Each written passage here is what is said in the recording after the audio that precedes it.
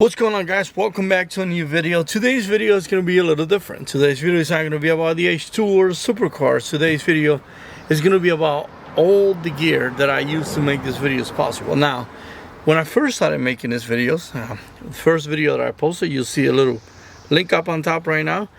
That video was done with my old iPhone 6s Plus. But a lot of people don't know is that you don't necessarily need a top of the line camera or camera equipment in general to make these YouTube videos possible. If you have a phone in your pocket right now that's not a flip phone, I hope nobody still uses a flip phone.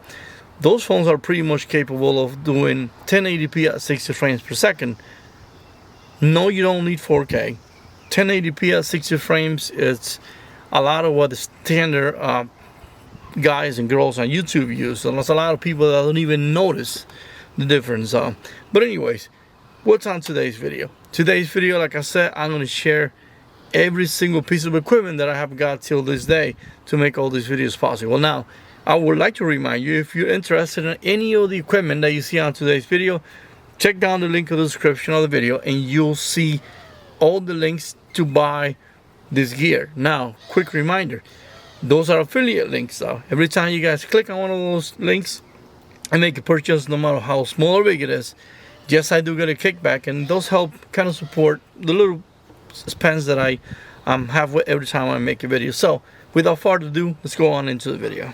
Now, the first camera I got to replace the phone was a Canon SL2, which I still have, and I still got to send back because it was on the lease and the lease is over. But anyway, so the first camera I got was a Canon SL2.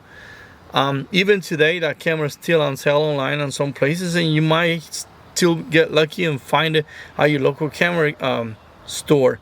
Now, do you need a top-of-the-line camera? No, you don't. Like I said, Canon SL2 was my first camera. The one I'm recording on right now is a Canon SL3. Because of that, SL2 needed to be sent back and the lease was over. I needed a replacement, and I figured I'd go ahead and get this guy. As far as the lens goes, there is a 1.5 million lens that we can talk about, but I want to talk about the one that I use specifically. The one lens I'm recording right now is the only lens that I've got so far for these SL3 and my previous SL2. It's a 10 to 18 millimeter Canon lens. This lens right here, as far as this YouTube video goes, is pretty much probably the only lens that you're gonna need, unless you want to do some cinematic stuff or you want to get it more into the cinematic videos and you want to do paint jobs and stuff like that. Then you might want to expand to some other lenses. But as far as the one that I use, as you've seen on my videos, is this guy here, 10 to 18 millimeter Canon lens. Again, there's going to be links on the description for all this gear, so feel free to pause the video, check down in the description, and you'll be able to find all these equipment. Now, as far as making sure that your shots look nice and stable, there's a few options. You can use a slider. That I don't use. What I do use is a running SC stabilizer.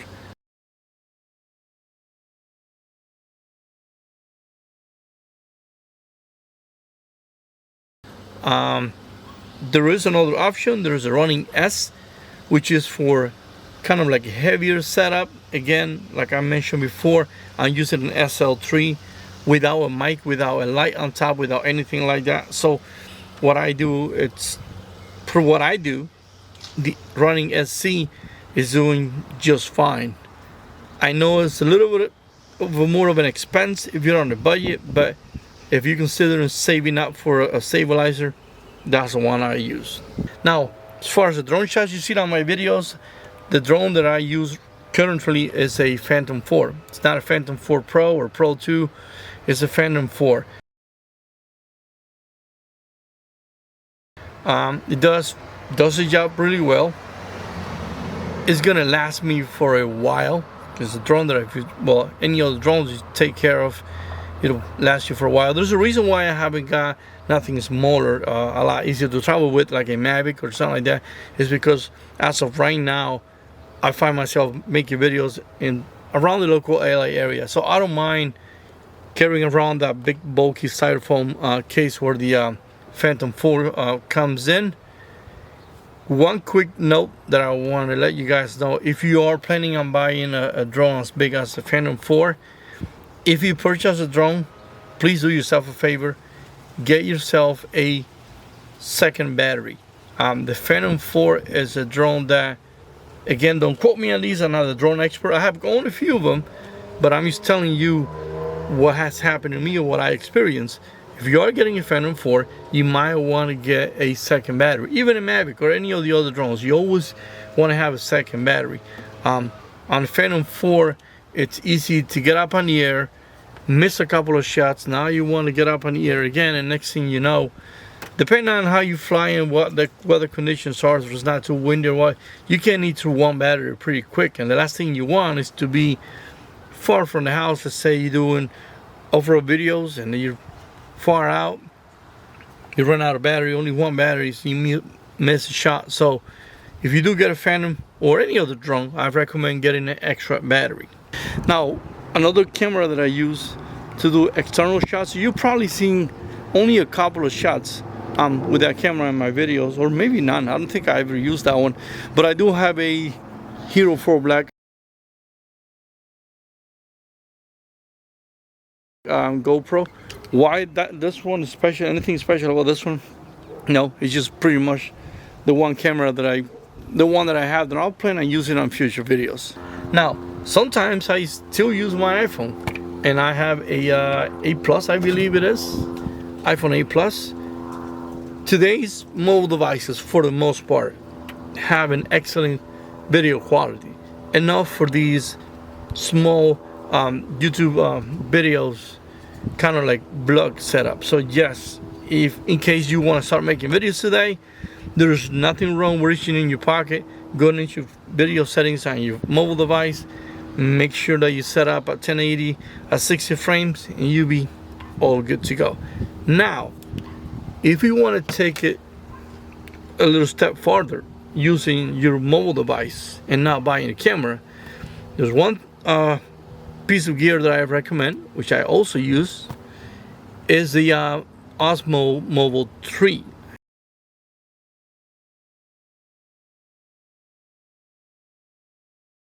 It's a really nice little device from DJI too.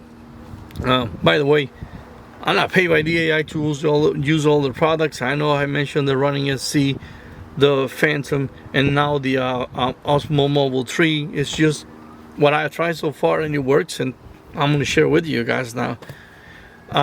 Yes, the mobile Osmo Mobile 3. I have also got the Mobile 2, but I didn't get to use that one a lot, and the Mobile 3 is one that I currently own. Really good to make videos with your phone if you just started now and you don't want to blow a ton of money on camera gear.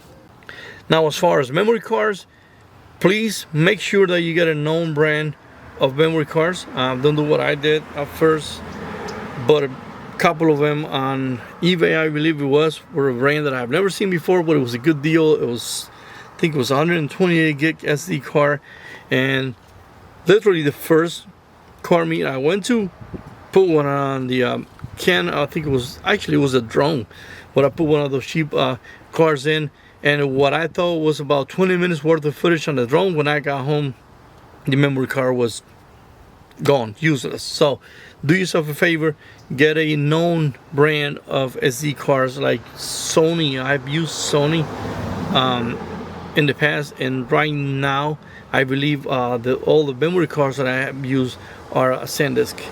All class 10, haven't failed. These are, some of these cards are new, some of them are a little old, but like I said, I never had a problem with them. So if you want to use the ones I use, again, links in the description for all the stuff. So feel free to go ahead, check them out, and get them. Like I said before, every little purchase that you make through all those little links on my description, they're all affiliate links. So yes, I do get a little kickback from that purchase that you make, and it kind of helps support the videos that I make. So I appreciate if you use the links. So that wraps up today's video. Hope it was helpful to you. If you're new to the channel, go ahead, feel free to check out one of my other videos.